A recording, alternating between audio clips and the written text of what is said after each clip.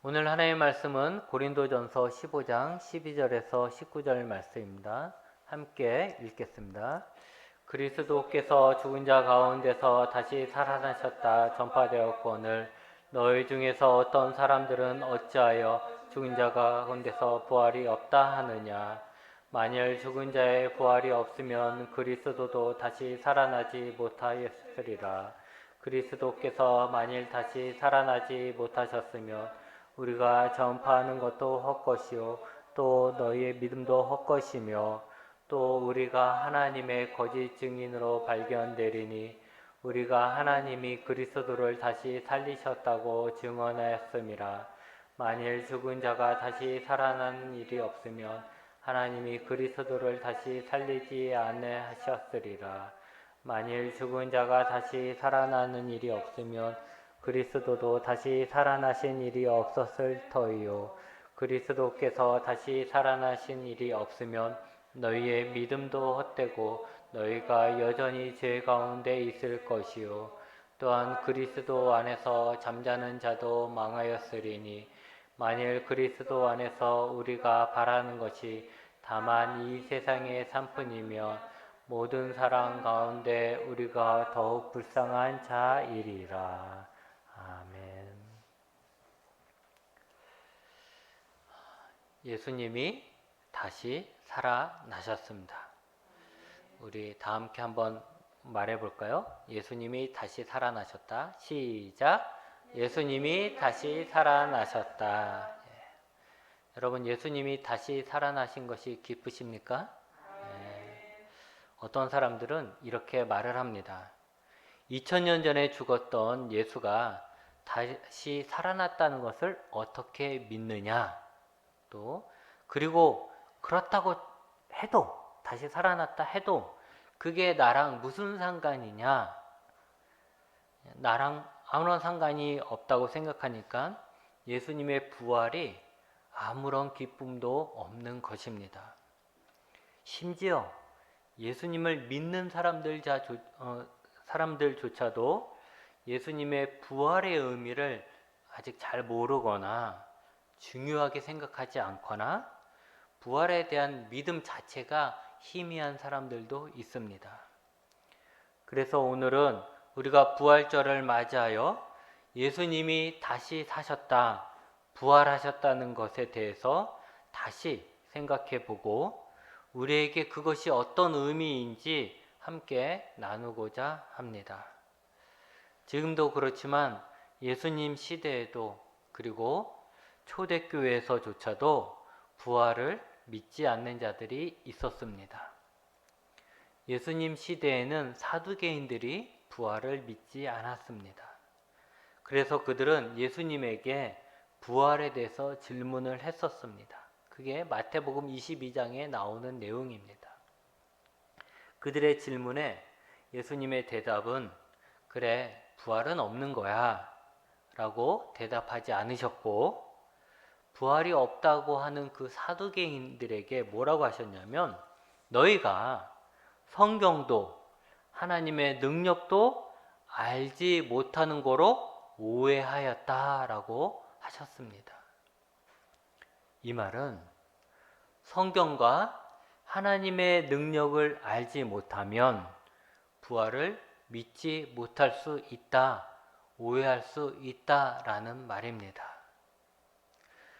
여러분, 사두개인들은 그 당시 제사장 집안의 사람들로 예루살렘의 정치를 하고 있었던 권력자들이었습니다. 높은 사람이었던 것이죠. 그런 그들이기에 새로운 세상에 대해서 말하고 있는 메시아나 부활에 대해서 상당히 비관적이었습니다.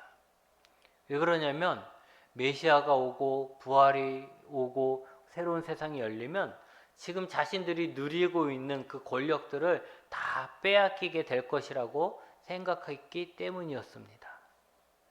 내심 그들은 자신의 것을 지키기 위해서라도 메시아와 부활에 대해서, 영생에 대해서 부정적이었지만 겉으로는 모세오경을 통해서 부활이 거짓이라고 말하고 있었던 것인데 예수님은 그들에게 대해서 성경도 하나님의 능력도 모르는 자들이라고 책망만 하셨던 것입니다. 여러분, 지금도 마찬가지입니다. 성경에 대해서, 하나님의 능력에 대해서 모르는 사람은 부활이 없다라고 말할 수밖에 없습니다. 또한 교회를 다니는 사람이 있다 하더라도 지금의 삶에 만족하면서 그것이 전부이길 원하는 사람, 새로운 세상을 바라지 않는 사람들의 부활은 그냥 부활절에 잠깐 듣는 설교 주제이고 달걀 먹는 날에서 그치고 마는 것입니다. 부활에 대해서 아무런 생각이 없고 부활이라는 단어가 내 가슴 속에 아무런 설렘도 가져다 주지 않는다라는 것입니다.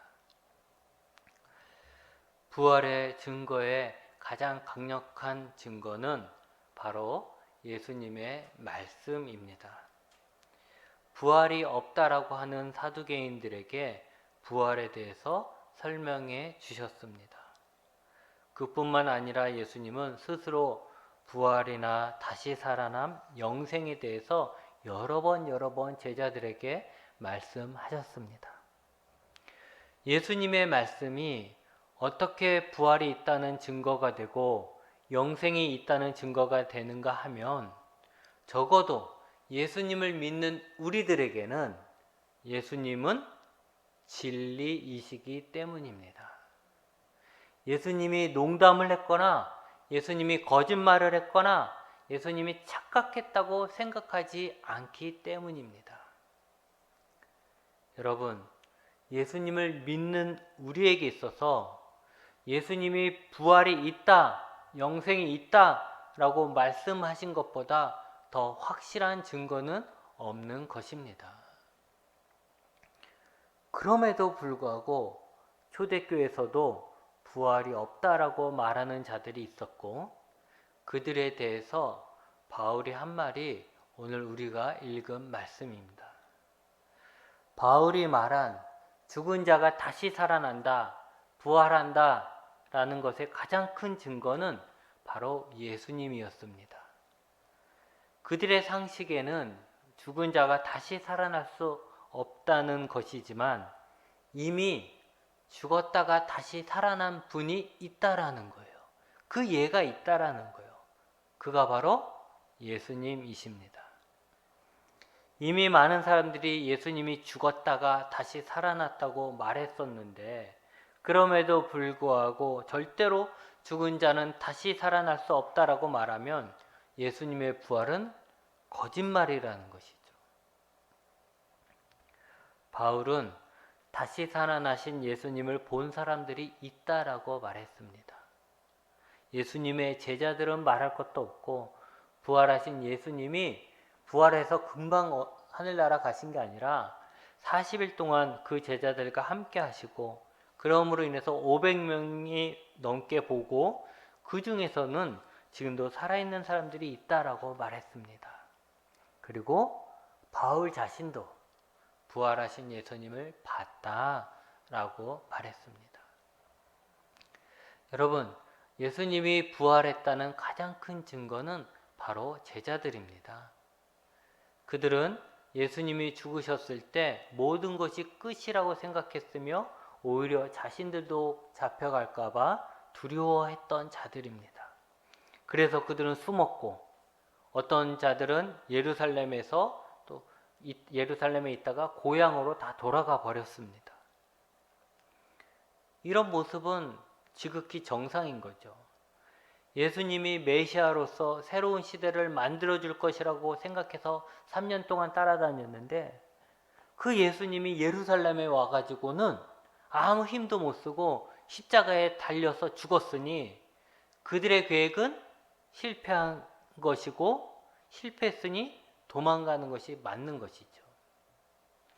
그런데 그랬던 제자들이 다시 모이기 시작했고 그들이 스스로 사람들에게 나타나기 시작했으며 사람들에게 담대하게 예수님이 다시 살아나셨다라고 전하기 시작했습니다. 오순절 성령 강림 때 베드로가 전한 처음의 메시지가 뭐냐? 너희들이 죽인 예수가 다시 살아나셨다라는 거예요. 베드로가 그 많은 사람들에게 다른 거 전한 거 아니에요. 부활하신 예수님, 예수님이 다시 사셨다라는 것을 전했던 것입니다. 그리고 성령 강림 전에 제자들이 이미 죽은 가룟 유다, 12제자 중에 가룟 유다가 빠졌잖아요. 자살했잖아요. 그러니까 그 자리를 대신할 제자 한 명을 뽑을 때 그때 그들이 뭐라고 했냐면 사도행전 1장 22절 말씀인데 항상 우리가 함께 다니던 사람 중에 하나를 세워 우리와 더불어 예수께서 부활하심을 증언할 사람이 되게 하여야 하래라고 얘기했습니다. 이들은 자신들이 해야 할 일이 예수님이 부활하셨다는 것을 증언하는 것이라고 말하고 있는 것입니다. 제자를 뽑은 이유가 가룟 유다의 그 자리를 맞대하로 채운 이유가 다른 게 아니라 예수님이 부활하셨으니 그것을 증언할 사람이 필요하다. 그 자리를 채워야 한다. 라고 해서 뽑았다라는 것이죠. 여러분, 이미 죽은 지도자, 그래서 다 포기하고 숨어서 고향으로 내려간 자들이 왜 다시 모여서 죽은 지도자를 다시 살아났다라고 전해야 한다라고 생각을 했을까요? 그것도 자신들의 목숨을 버리면서까지 그렇게 한 이유를 설명할 수 있겠습니까? 바로 그들이 부활하신 예수님을 진짜 만났기 때문입니다. 그것이 아니면 설명이 안 됩니다. 그들이 무슨 혜택을 보겠다고, 무슨 부귀영화를 누리겠다고 죽은 예수님을 살아났다고 거짓말을 하겠습니까? 여러분, 예수님은 죽었다가 다시 살아나셨습니다. 그러면 예수님의 부활이 우리에게 어떤 의미가 있겠는가 라는 거죠. 예수님은 이 땅에 계실 때 두 가지를 말씀하셨습니다. 부활에 대해서 두 가지를 말씀하셨습니다. 하나는 예수님이 다시 살아날 것이다 라는 이야기였어요. 마가복음에 보면 예수님은 제자들에게 3번이나 자신이 죽을 것을 말씀하셨고 이어서 3번이나 자신이 3일 뒤에 다시 살아날 것을 말씀하셨습니다. 그리고 그 말씀처럼 예수님은 죽은 지 3일 만에 다시 살아나셨습니다. 그리고 그 다음에 예수님이 자신이 부활할 것만 말씀하신 것이 아니고 다른 하나도 얘기했는데 그게 뭐냐면 우리도 부활할 것을 말씀하셨습니다. 요한복음에 보면 특히 여기에 관한 말씀이 많이 있습니다. 그 중에 우리가 가장 잘 아는 말씀이 뭐죠? 요한복음 11장 25절 말씀이죠.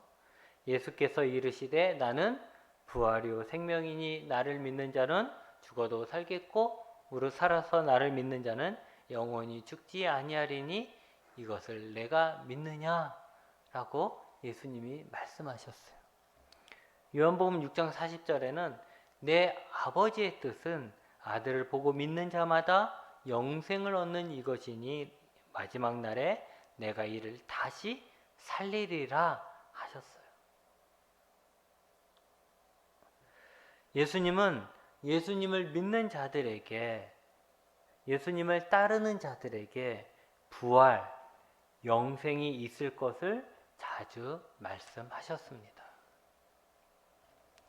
그렇기 때문에 예수님을 믿는 우리가 다시 살아난다, 부활한다, 영생한다 라는 것은 예수님이 다시 살아나신 것만큼 확실한 것입니다. 여러분들이 죽으면 끝이 아니라 여러분이 다시 살아난다는 거예요. 여러분, 예수님은 죽었습니다. 그리고 다시 살아나셨습니다. 마찬가지로 예수님을 믿는 우리도 먼저 죽고 나중에 죽는 차이는 있을지 모르지만 다 죽지요. 하지만 죽은 우리들은 다시 살아납니다. 그래서 영원한 생명을 얻는 것입니다. 이것을 믿으시기 바랍니다. 이걸 믿지 못한다면 여러분 신앙생활 헛되이 하는 것입니다. 그리고 믿는 거에서 끝나지 말고 그래 그럴 거야 여기서 끝나지 말고 이것이 얼마나 큰 축복입니까? 그러니까 이것을 소망하십시오. 내 평생의 소원이 무엇이냐 하면 이것을 얘기하라는 거죠. 소망하십시오. 베드로는 베드로전서 1장 3절에서 하나님은 예수님을 죽은 자 가운데서 부활하게 하심으로 우리를 거듭나게 하사 산 소망이 있게 하셨다라고 했습니다. 여러분, 대부분의 사람들의 소원이 뭡니까? 짧게 얘기하면 이거 아닙니까? 잘 먹고 잘 살고 건강하게 오래 사는 거. 그런데 그것들은 다 한계가 있습니다. 그렇게 살기도 힘들 뿐만 아니라 아무리 건강하게 살아도 언젠가는 병들게 되고 아무리 오래 산다 해도 나중에는 다 죽게 됩니다. 그 누구도 이것을 피할 수가 없습니다. 그래도 이걸 알면서도 우리는 그 짧은 시간이라도 더 살아보려고, 더 건강하게 살려고, 더 풍요롭게 살려고 매일매일 힘들게 살아가는 게 지금 우리의 모습 아닙니까? 뒤집어 얘기하면 이것을 우리는 가장 소중히 여기고 있는 거라는 거죠. 그런데 여러분에게 잠깐 사는 것이 아니라 건강하고 풍요롭게 영원히 살 수 있는 생명을 준다면 여러분 어떻게 하시겠습니까? 5년 너 더 건강하게 살게 해줄게 이게 아니라 영원히 건강하게 살게 해줄게. 그렇다면 여러분 어떻게 하시겠습니까?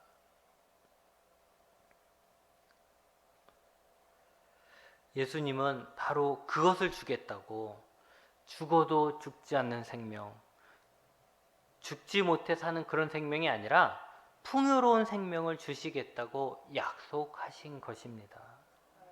그리고 그 약속의 증표로서 자신이 먼저 죽고 3일 만에 부활하신 것입니다.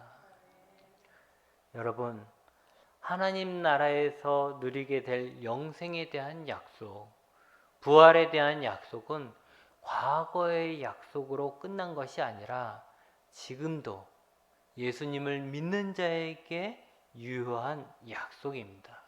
그래서 산 소망이 되는 것입니다. 바울은 19절에 만일 그리스도 안에서 우리가 바라는 것이 예수님을 믿는다 하면서도 예수님의 하나님의 자녀라고 하는 우리들이 바라는 것이 다만 이 세상의 삶뿐이라면 이 세상에서 좀 더 잘 먹고 잘 사는 거, 건강하게 사는 거, 조금이라도 더 오래 사는 거 이런 것뿐이라면 모든 사람 가운데 우리가 더욱 불쌍한 자라고 했습니다. 정말 불쌍한 자라는 거예요. 그런데 여러분, 우리는 이미 불쌍한 사람들 아닙니까? 예수님이 주신 영원한 생명, 하나님의 나라를 소망하지 않고 단지 잠시 있을 이 땅에서 1년이라도 더 살고 조금이라도 더 편하게 사는 것만을 소망하며 살고 있지 않습니까? 예수님은 영원한 것을 주실 수 있는데 우리는 영원한 건 필요 없고요. 단지 1년짜리 주세요. 2년짜리 주세요. 10년짜리 주세요. 이렇게만 하고 있는 거 아니겠냐라는 것이죠.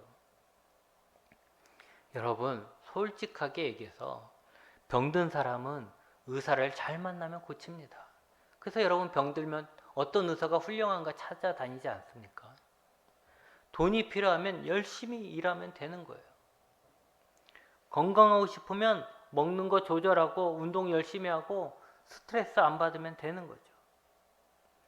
이런 것들은 굳이 예수님이 아니어도 얻을 수 있는 것입니다.